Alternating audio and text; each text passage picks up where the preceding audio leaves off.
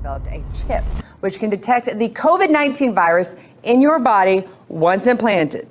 Could the implant be the next thing the public could be shamed into getting? I want to move on to the microchip, which senses COVID-19 in your body before symptoms and filters the virus from the blood before. It's being developed by the Pentagon. Your thoughts on this? Yeah, so, all the conspiracy theorists out there, right, who went around saying, hey, they're creating this microchip and it's going to be inserted into your body. It's going to come with the vaccine. And all these folks in the media were like, oh, you people are crazy. There's no microchip. Then the Pentagon comes out and says, hey, actually, we have a microchip. So here's what's fascinating about this. And I actually am releasing a podcast about this today that's pretty lengthy in detail. But what's important is that the government agency, DARPA, right, that does these defense advanced research projects, is the one that actually developed this particular microchip that they say, oh, it won't track you, and all it's going to do is tell you if you have COVID symptoms. Well, guess what? My body can also tell me if I have COVID symptoms. So why would I need a microchip inserted under my skin in order to tell me whether or not I feel the symptoms of COVID? It's bizarre in that respect, but it's also important to note that DARPA, that same organization, is the same one that was funding gain-of-function research at the Wuhan Virology Lab for the last 10 years, especially since 2014. So the fact that they now want to come out and say, we're going to create a microchip that you can put under your skin, it will tell you whether or not you have COVID. Scotty, do you really trust that that's what this is for? And the fact that this has even been created in the first place, there doesn't seem to be a point to it to tell you that you have COVID. I think that's what scares me the most about this, is like you were working on a chip to go into people's skin. By the way, it's coming from the Pentagon. It's not coming from a private medical firm. And I think that's where my concern really is this one. So here's my question. The look into your future crystal ball, as I've so often asked you, Ben. If this shows to actually be accurate and it can predict it, do you think we could see a push that everybody, just like what we've seen with the mask, the vaccine, a push that you actually have to be microchipped with something from the Pentagon? Could that actually happen in society today? If you had asked me that question a year ago, I'd say it's nonsense. I'd say today it's very possible. I mean, that's where we're headed with the talk of vaccine passports. And remember that with a microchip, they say, well, it only does this one limited thing right now, but it's a microchip, which means it could be used for many other things, including tracking whether or not you've had your vaccine, or whether or not, you're able to travel into other countries because you have the microchip. The application for a microchip is vast once it's already been created. So the idea that it's only there for determining whether or not you have it, I think is untrue. And yes, I think it's very likely there'll be a huge pressure to say the Pentagon is going to start microchipping people, and if you want to travel and you want to be able to go...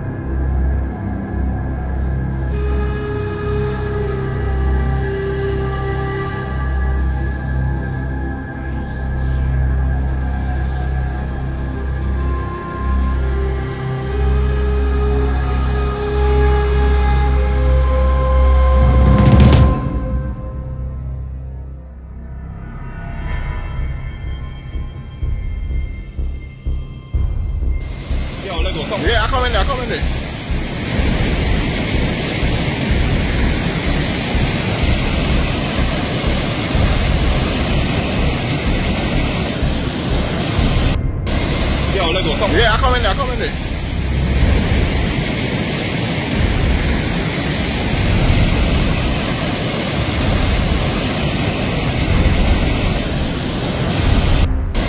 Yo, let's go. Come. Yeah, I come in there. I come in there.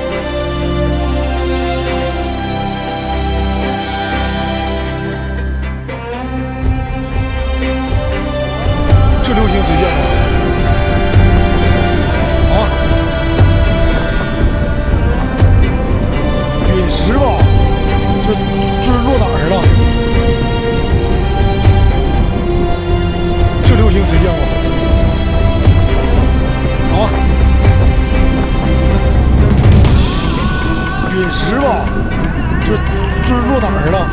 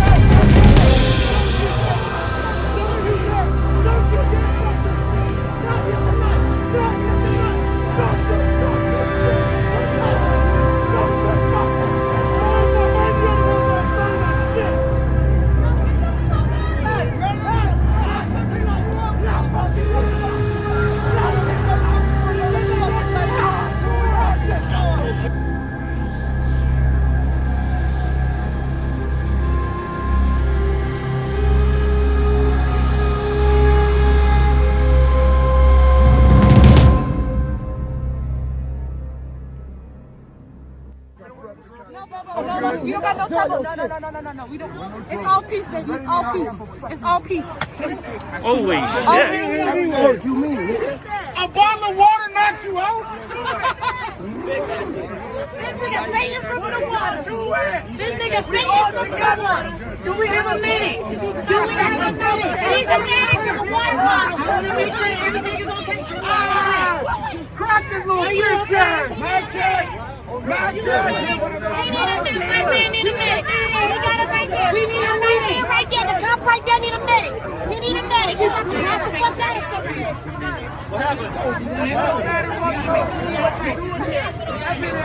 Bereit.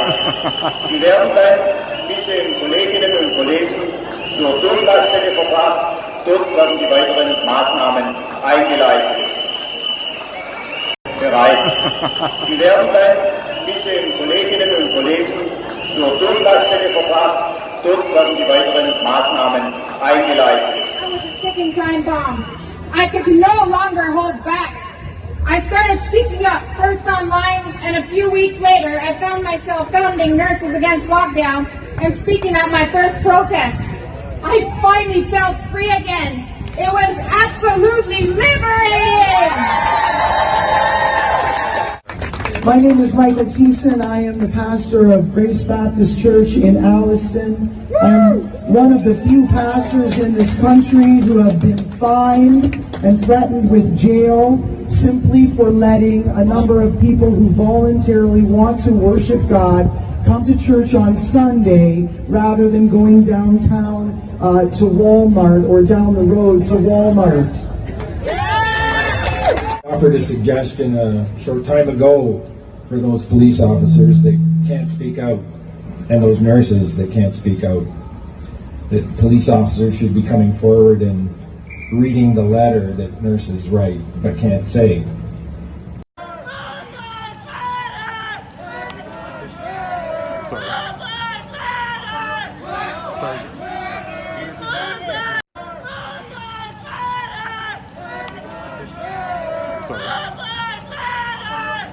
We've been arguing about pronouns here in the United States and wondering why 2x4s now cost $9 a piece. There's real drama unfolding in Europe. Tensions between Ukraine and Russia are the highest they have been in a very long time. And we get some sense that there are political elements, mostly in the Democratic Party, not exclusively though, who would like to see a war in Europe. What is this and how concerned should we be about it? So is this conflict moving toward war, and are there leaders in this country who would like to see that, do you think? It is moving in a very dangerous direction, and the question for the American people is, are we willing to go to war with Russia on behalf of Ukraine? And we need to understand that such a war would come at a cost beyond anything that we can really imagine. Because this is not a war that is just, okay, this is going to be something that's happening to someone else, somewhere else on the other side of the world. No, this is something that will directly impact me and you, Tucker, every single one of your viewers, and all of our loved ones. And this is a war that is not a game. It's a war in which there are no winners, because you've got, thousands of nuclear weapons that the United States has aimed towards Russia. Russia has thousands of nuclear weapons aimed towards us that could hit any town or city in America in less than 30 minutes and exact a cost upon every one of us that would result in excruciating death and suffering beyond comprehension. Hundreds of millions of people dying and suffering, seeing their flesh being burned from their bones. This is something that you can't really even imagine, and it's a cost that we will all pay. Why in the world would we ever contemplate going to war with Russia, honestly? It is one that we should not do for those very reasons. Yeah. If you look at the impacts of what a nuclear war brings, it really brings about the end of the world as we know it, and our leaders should understand this consequence and take it seriously. And this is why President Biden, instead of continuing to escalate tensions and continuing this new Cold War between the United States and Russia, he needs to de-escalate these tensions, kind of, take the heat out of it and actually focus on bringing an end to this new Cold War. Because if he doesn't, then it's not a question of if we go to war with Russia, if this war ends up with a nuclear holocaust. It really is then just a question of when. And if we continue down this path that we are on, it's something that could happen a lot sooner. Worker is under investigation tonight after making videos mocking homeless people along his mail route. He then posts those videos on the popular social media app TikTok. News 13's Rachel Knapp spoke to a local homeless support group who calls the videos disturbing. Jess, while we don't know exactly who is behind the videos, we believe he is a mail carrier and he's doing this while on the job. Well, I don't know what's more cracked. That you smoking or your feet. Videos posted to TikTok. You smoke everything? I'm sure you do, girl. Under the name War Zone Chronicles, the person behind the camera mocks the homeless and those struggling with drug addiction and mental illness along the International District in Albuquerque. How can this guy be so mean? That guy appears to be doing it all while on the job. As a U.S. postal worker, the U.S. Postal Service calls the employee's alleged actions very concerning and tells us they've opened an investigation. The videos on TikTok were just disturbing. The executive director of Street Safe New Mexico, a nonprofit aimed at helping the homeless, worries videos like this put people out on the streets at risk of violence. He doesn't realize he's doing damage with this. So Albuquerque's not that big of a town. Somebody else saw that gentleman in the corner who was kind of ranting, and they're going to think, haha, that was funny. Let's do something else. Let's throw something at him. She says many of these people suffer from mental illness or drug addiction, and it's wrong to take videos of them like this for entertainment. These very broken lives that led to this place that left them on the street, where they're just trying to stay safe and have their own life.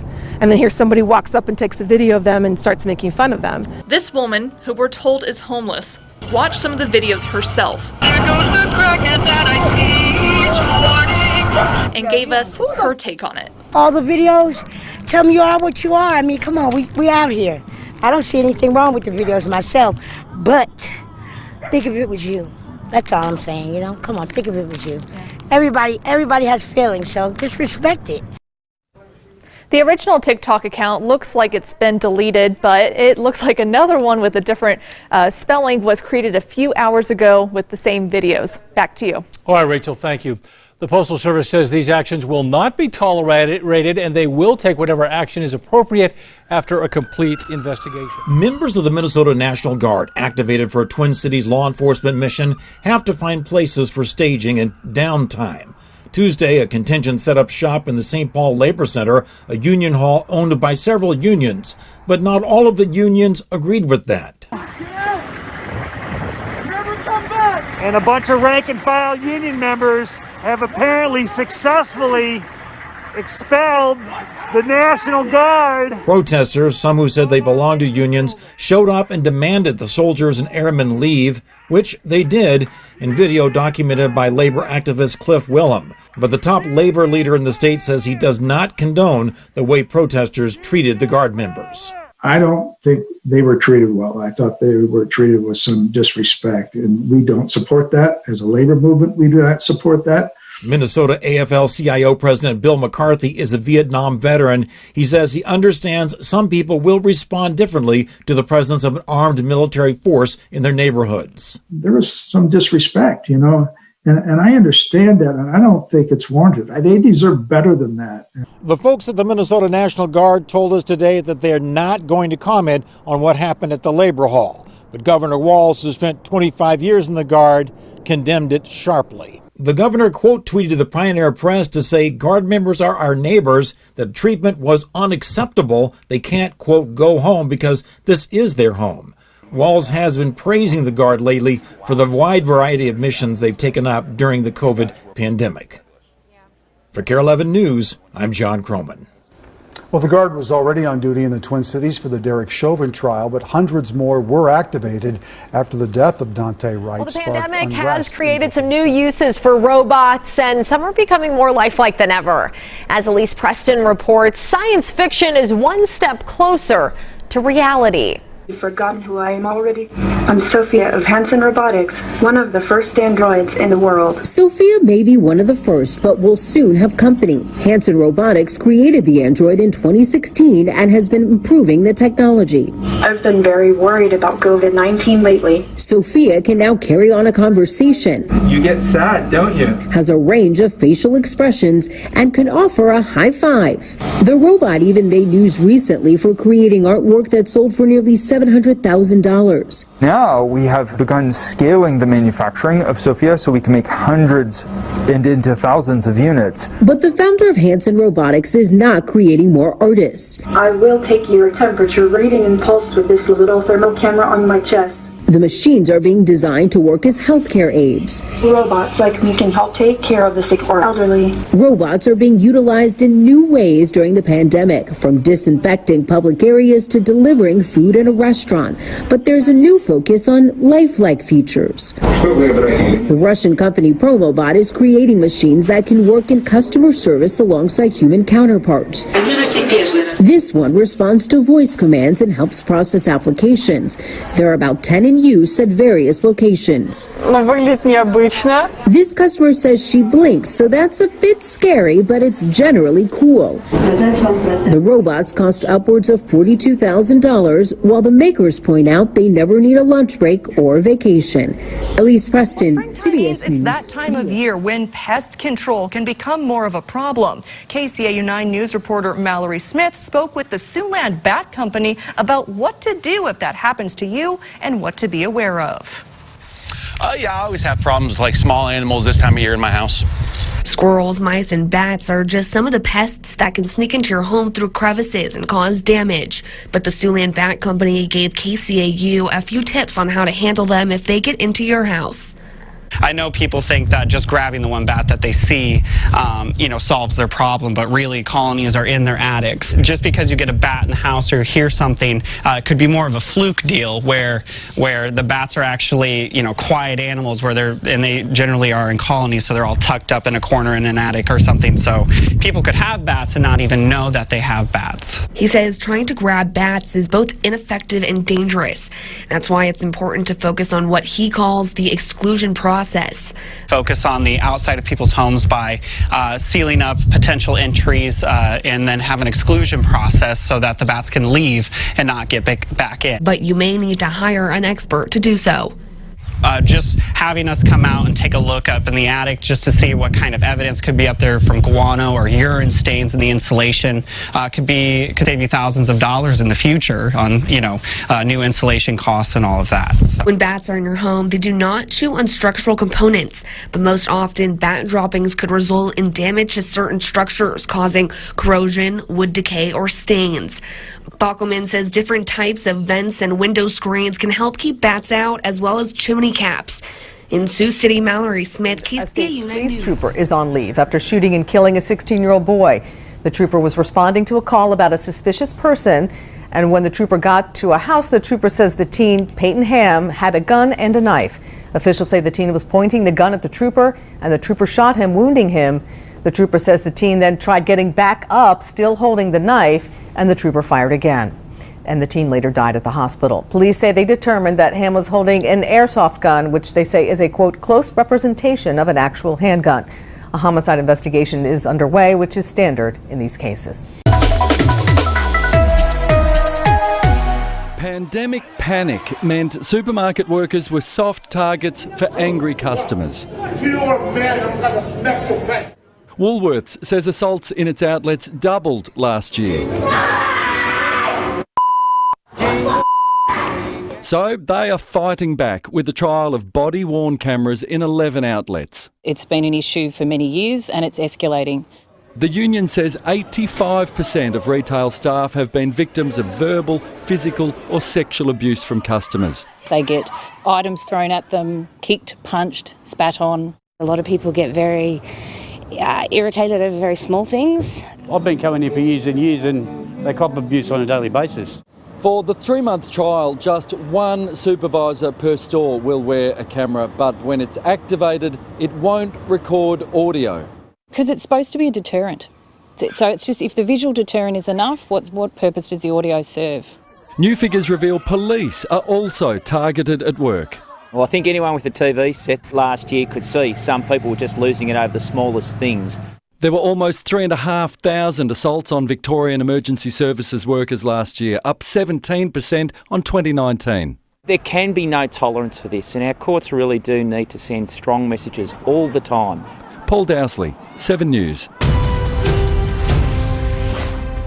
A scary find at a park in Ohio. A woman discovered a bag full of improvised explosive devices along a set of railroad tracks. It happened in Akron.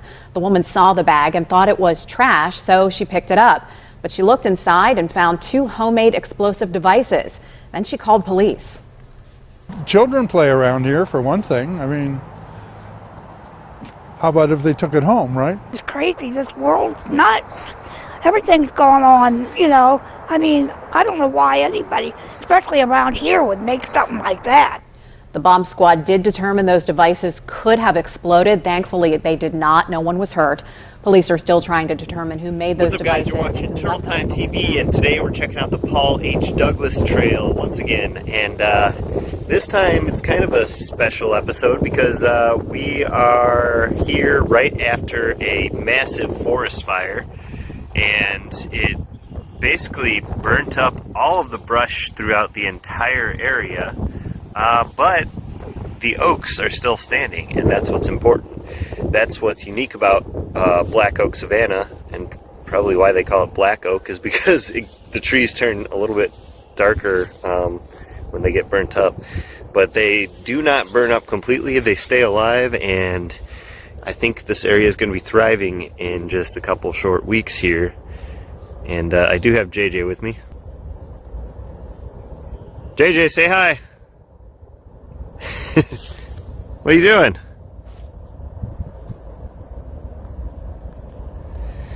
Anyways, how do I flip it back? Yeah, so anyways, we are gonna just kind of walk around, take a look at this, and I'll show you guys just what's up with all this burnt up stuff out here.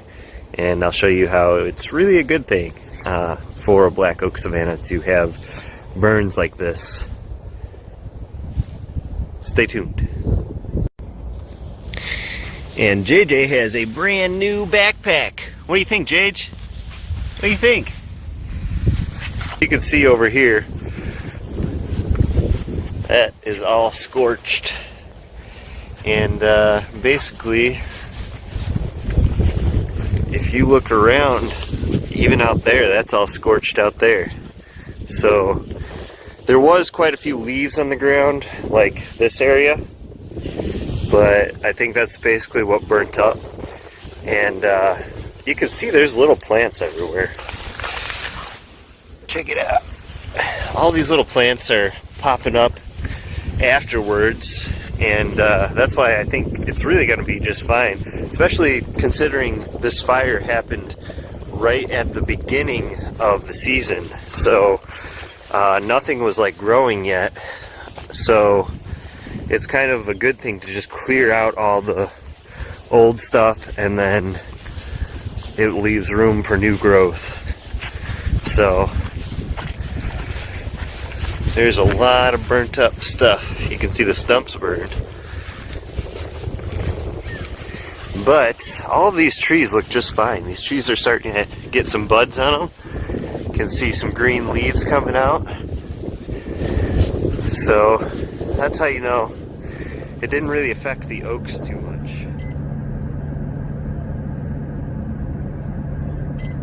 Engineer, can you go ahead and charge the 3-inch, please?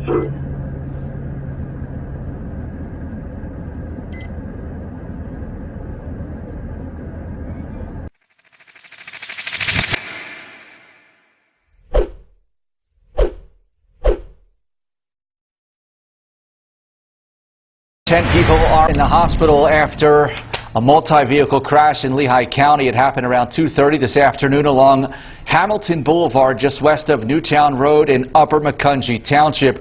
Police say a tractor trailer failed to stop for a line of stopped cars and struck a pickup truck. That pickup truck was pushed into a van. The victims are being treated for a variety of injuries. There's no word yet on Tonight, scientists recorded an earthquake in North Carolina early this morning.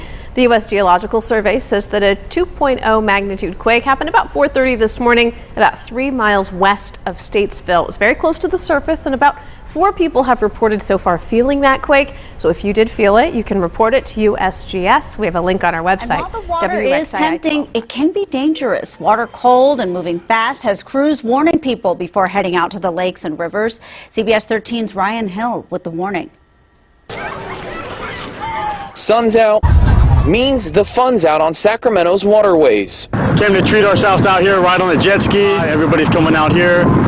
Get in the water, don't get wet, stay cool, feel the breeze. The reason why we like being out here is it's just peaceful. With temps expected to hit 90 for the first time this year, everyone's looking for some cooler comfort. Right now it's perfect, but yeah, it's going to get busy. More people on the water means first responders have to be alert. Everybody does everything they can to protect themselves in this early season, but of course, as we move through later in the summer. It's not just about water safety, but the water itself. Experts are warning people about how frigid the water could be, hovering around 60 degrees in many of our region's rivers. So what can that cold water do to someone swimming in the area's lakes and rivers? CBS 13 is getting answers. Many may not realize you can suffer from hypothermia in 60-degree water. And Sac Metro Fire tells me the contrasting air and water temperatures can shock your respiratory system and muscles when you jump in. Most people don't realize the deception of the water. The water is powerful. There's a lot of current. There's a lot of pounds per square inch against your body you have to fight through in order to stay safe in it.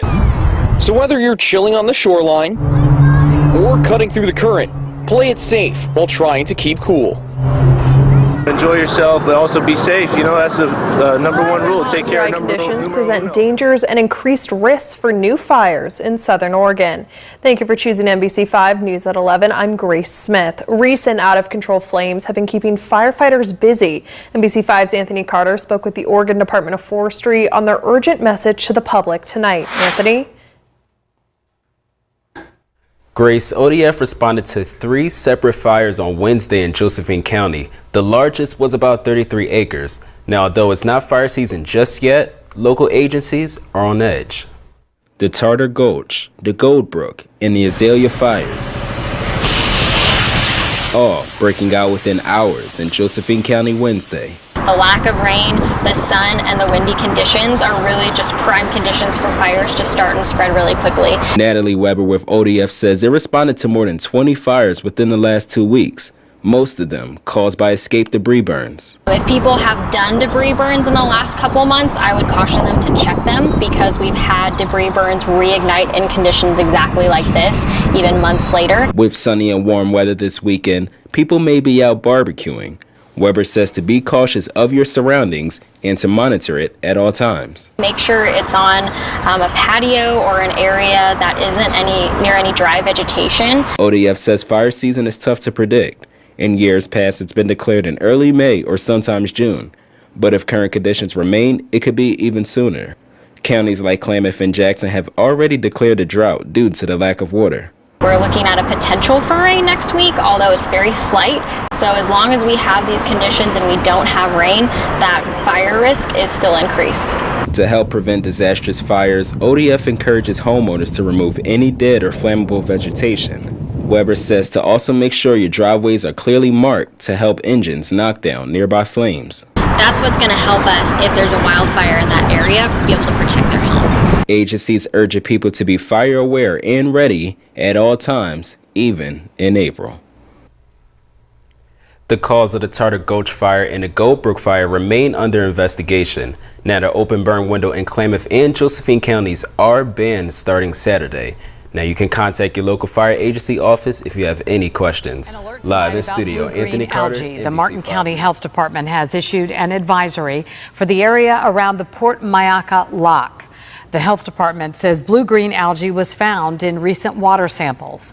Right now, an advisory also remains in place for the area near the St. Lucie Lock and Phipps Park. Well, a coqui frog infestation has been found in a remote area of Waimanalo. The Department of Agriculture says it's working with multiple agencies to try to get rid of these noisy pests. Officials say in early February, a resident reported hearing the frogs in the area. Inspectors went to check the area 5 times and caught 1 to 3 frogs each time. The area of the infestation was determined last month, an acre-long area along the base of the mountains.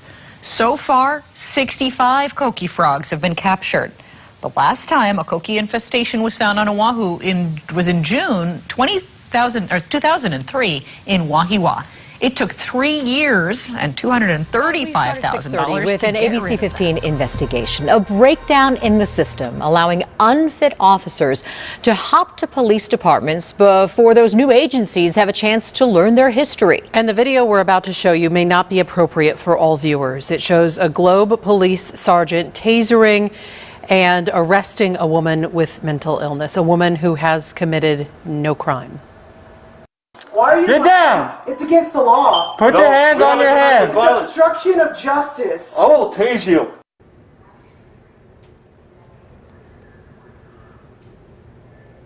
The ABC 15 investigators were the first to show you this body camera video. Now we know the history of the sergeant behind the camera, exposing years of problematic behavior. Tonight, our ABC 15 investigator, Melissa Blasius, is asking, why did Globe ever hire him? Globe Police Sergeant Jeffrey Overton messed up again. Minutes earlier, he confronted Memory Burns in her apartment in this mining town east of Phoenix. Put your hands on your head now. Hands on your head. Drop her. Sergeant Overton fires his taser. They roughed me up in my house too. 35-year-old Memory was alone in her bedroom when she was tasered and handcuffed. She has schizophrenia and bipolar disorder. Is she really? Oh my God. The tasering was outside of our policy. Earlier this year, Globe's police chief apologized for his officers. People under stress say and do things that they probably shouldn't do, and how you beat that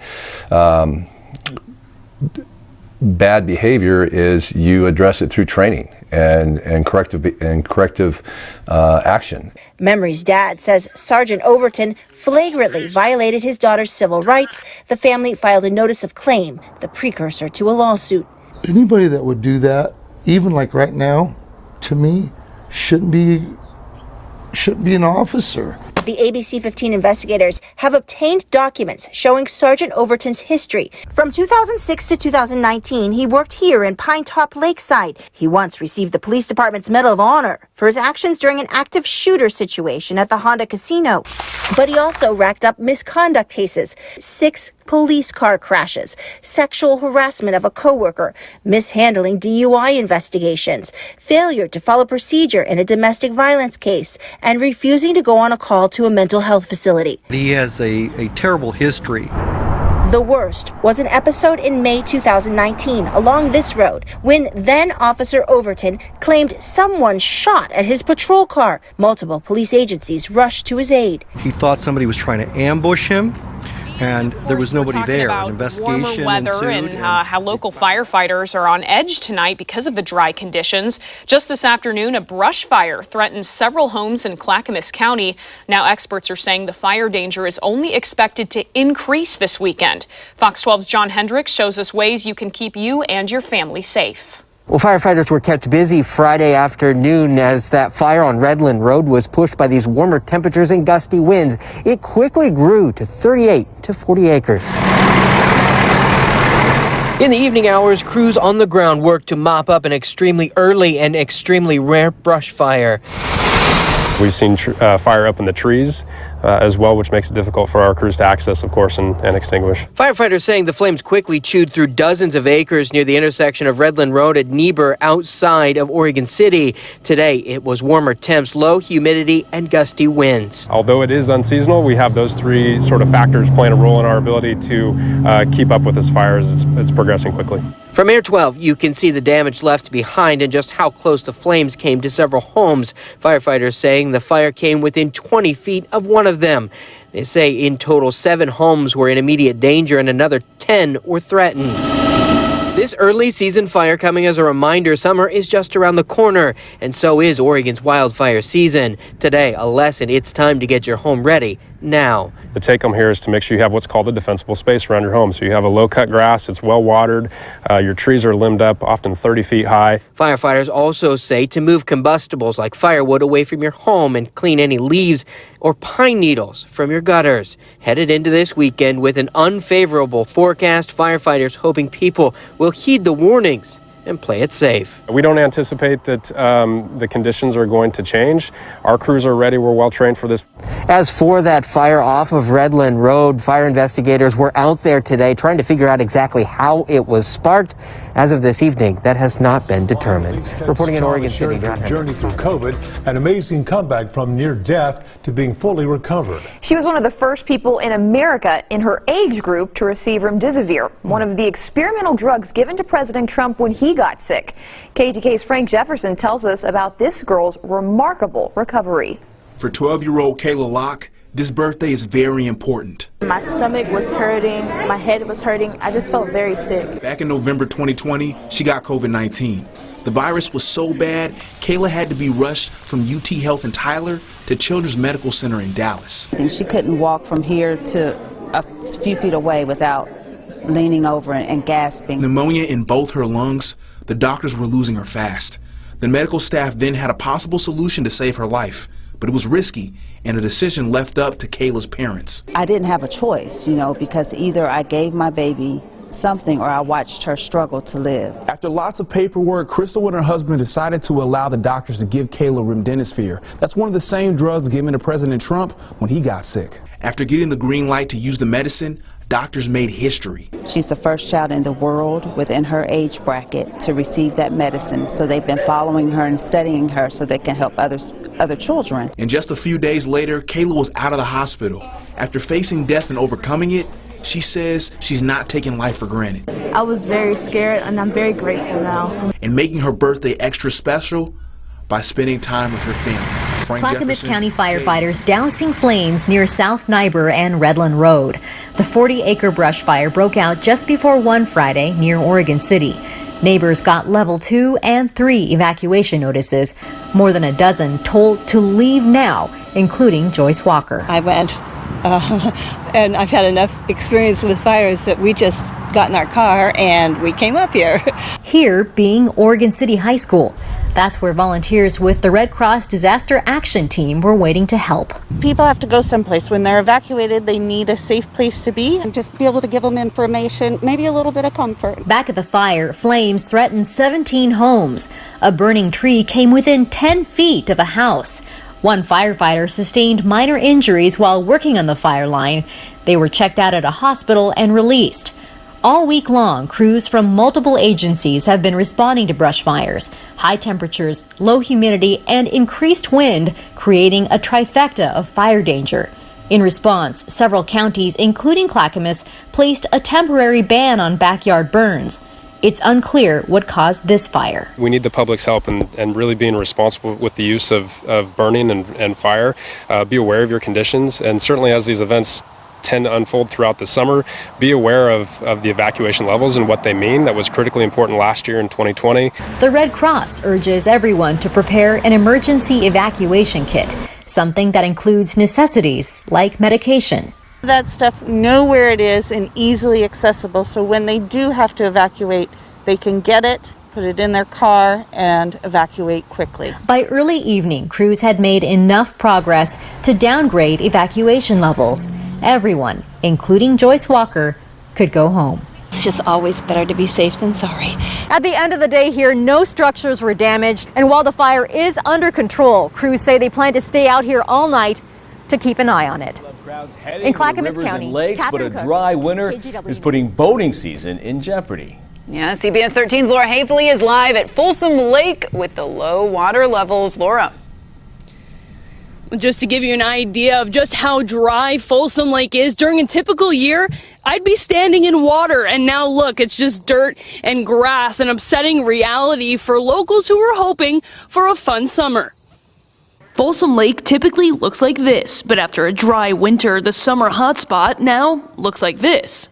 It's a sign of the times. The lake drained. Denise Weilands lived in the area for almost a decade and has never seen the lake this bad. When I first moved here in 2012, the lake level was practically up to this bike path. So, it's receded, over half a mile. We asked the state park rangers why. This year, compared to the last 4 years, we've noticed not as good as precipitation and snowpack that we've normally seen, which as a result has shown a low body of water. Park rangers tell us water is also being released from the Folsom Dam to support the power station at the base and to help farmers with irrigation. That, combined with lack of snowfall, is a bad combination for water levels. Our expectation this summer with water level, considering the current snowpack that we have is below average, we can probably see a shortened window of boating season. A bummer for avid boaters. We love boating and we want to be here through August, but it'll probably we'll probably have to quit in July or something. This crew was looking forward to one activity in particular. Surfing. Okay. Yeah, wake surfing. Surfing. But because water levels are below 400 feet, the max speed limit for boats is only 5 miles per hour, which means water skiing and surfing are definitely out of the question. The lower water level can be a bummer for a lot of people, but there's still a great opportunity for them to come out and enjoy themselves. Now, unfortunately, park rangers are not expecting water levels to increase. Prosecutors have not said whether they plan to file charges against a teenage driver who they blame for a deadly crash. This happened yesterday, I-10 and 11th. Police say the 16-year-old was speeding in a maroon pickup. He ran the red light, according to police, and crashed into a car, killing a 51-year-old passenger. Alida Tobias Rios died at the scene. 2 other vehicles were also involved in the wreck. Police say the other victims should survive. Again, as of now, no word on any charges. It's been 4 days and the rescue in the Gulf continues. Tonight we've learned that authorities have found 2 more people, 2 more victims. They were inside that vessel, the lifeboat that capsized, liftboat rather, that capsized Tuesday afternoon. So far, 6 crew members have been rescued, but 4 bodies have now been recovered. 9 people remain missing, all believed to be inside the hull of the ship. That liftboat sank in hurricane-force conditions. Body cam footage has been released of the moments when Chicago police shot and killed 13-year-old Adam Toledo. Now, we're not showing that video in its entirety. Adina Weiss-Ortiz, the family's attorney, says the body cam, coupled with surveillance video, speaks for itself and shows that Adam's hands were up and he did not have a gun in his hand when he was shot. Whether Adam is a choir boy, whether he is involved in some other untoward activity, the fact of the matter is that he was walking in the street and he was shot unarmed. That could have been me in that street, that could have been my son in that street, that could have been any one of us in that alley that evening. As of now, the identity of the officer that shot Toledo has not been released. Ortiz says there are people from 52 different countries that come to this church. I believe the clinics at a place like a faith-based organization like Bridgeway Community Church does help. People tend to trust their church.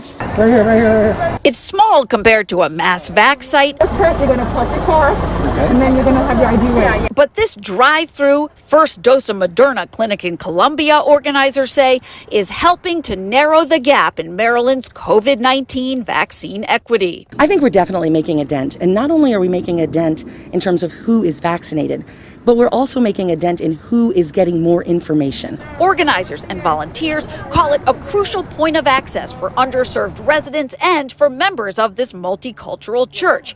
It is also the latest in a partnership between community churches and the Maryland Vaccine Equity Task Force, led by General Janine Burkhead, who toured the operation today with Governor Larry Hogan. It's going to be great. It's not even going to hurt. And thank you for coming out to get vaccinated. This is absolutely equity, meeting people where they are, putting shots in arms in their community, and this is what it's about. Though coronavirus vaccination rates in Maryland's Black and Hispanic populations continues to lag, state officials citing new numbers from Bloomberg say the gap is narrowing. What will it take to completely close the gap? Yeah, you know, we're doing really well. I think we're second in America. My goal is to get to number 1. We may be number 1 as of today, and as far as equity.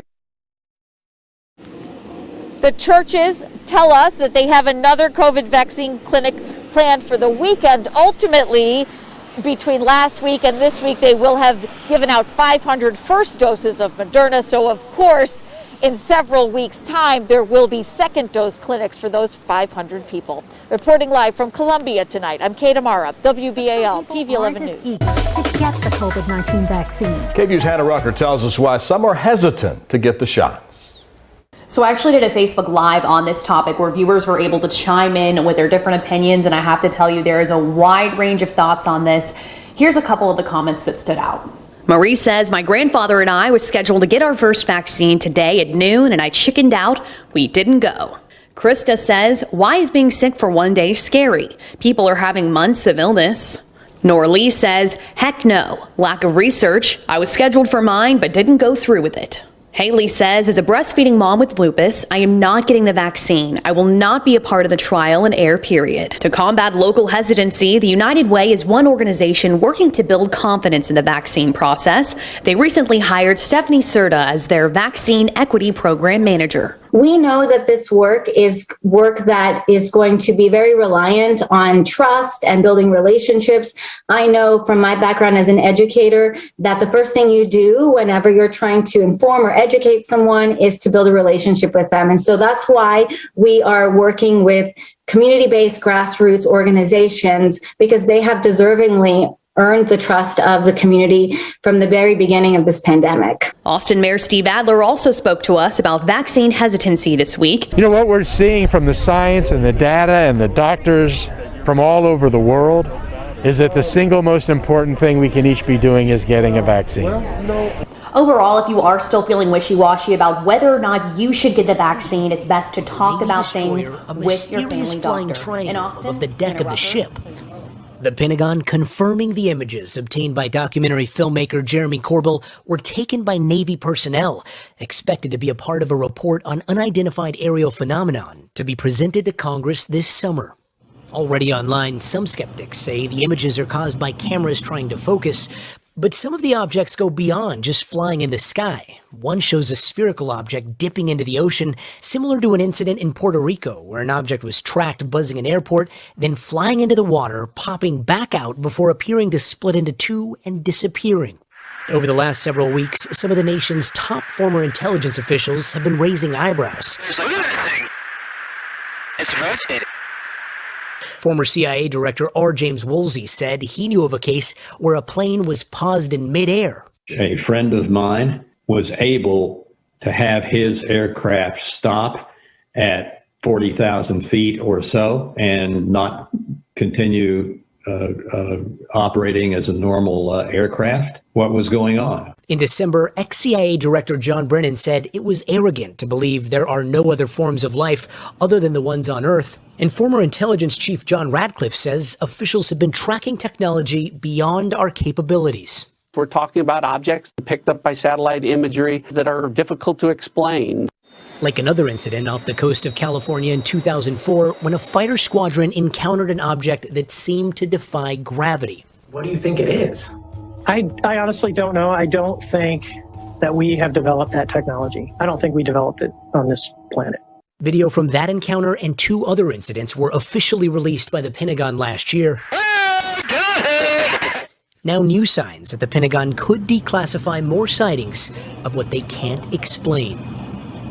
And guys, now here's the thing about those last three F-18 videos. I recently asked the former director of the Advanced Aerial Threat Identification Program at the Pentagon, point blank, are those the only videos that the government has? He said no, those were probably the least compelling videos. And in some videos, you see an object about 50 feet away from the cockpit. Meantime, UFO sightings in New York have nearly doubled since the pandemic began, and we are getting new video from the Navy showing pyramid-shaped objects flying in the sky. Brian Yennis is live for us in Brooklyn, New York. Brian, good morning. Trace, good morning. This extraordinary video and images of unidentified flying objects, or UFOs, were leaked to investigative reporter Jeremy Corbell and investigative reporter George Nat, this night vision video purportedly shows 3 pyramid-shaped UFOs flying over the USS Russell. At one point, these UFOs reportedly hovered just 700 feet above the tail of the Navy destroyer, making, quote, extraordinary maneuvers. Now, Corbell says the unclassified video is part of a classified government report intended to educate officials about unidentified crafts flying over restricted airspace. These cell phone photos taken by a FA-18 pilot in March of 2019 show 3 different unidentified aircrafts off the coast of Oceania, including 2 UFOs dubbed the Metallic Blimp and another called the Sphere. A Department of Defense spokesperson said, quote, I can confirm that the referenced photos and videos were taken by Navy personnel. The Unidentified Aerial Phenomena Task Force has included these incidents in their ongoing examinations. However, the Pentagon was unwilling to confirm these 3 photos, which Corbell says came from the USS Omaha, showing a UFO diving into the ocean and disappearing. That is an extraordinary piece of technology. Whoever is operating these technologies are far more advanced than anything we have in the U.S. arsenal, and that should be a warning sign. We need to find out. Turned out to see an Idaho tradition as Frank Schertz and his team led his sheep across Highway 55 into the Boise foothills. Outdoor reporter Steve Dent shows us why this sheep crossing generates so much interest and why there's a sheep migration every spring here in Idaho. It's certainly a sight to see. Oh my God. Wait! About 2,600 to be exact, and look at the crowd of people who showed up to watch the sheep cross Highway 55. It's like an Idaho tradition, and wanted to see all the, sheep running through, and yeah, it's really cool. Been here a couple times. People told me they heard about the crossing in a number of different ways. The news media, social media, and Steve Stubner's Life on the Range blog. So I follow Life on the Range on Facebook, and I've been watching and asking them to let us know when the sheep crossing will be coming again so I could plan an event. Residents in Dry Creek made a day out of the sheep crossing.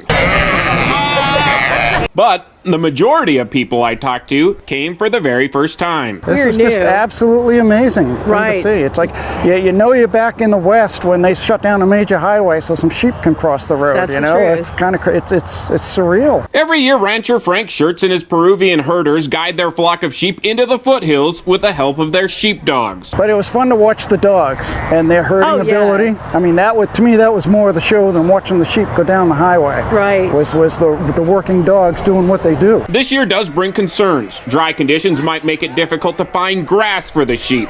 Wilder rancher Frank Schertz has had to endure the pandemic that caused the price of lamb to drop. But Frank continues his way of life that dates back to the 1880s. Bah! What does the sheep say?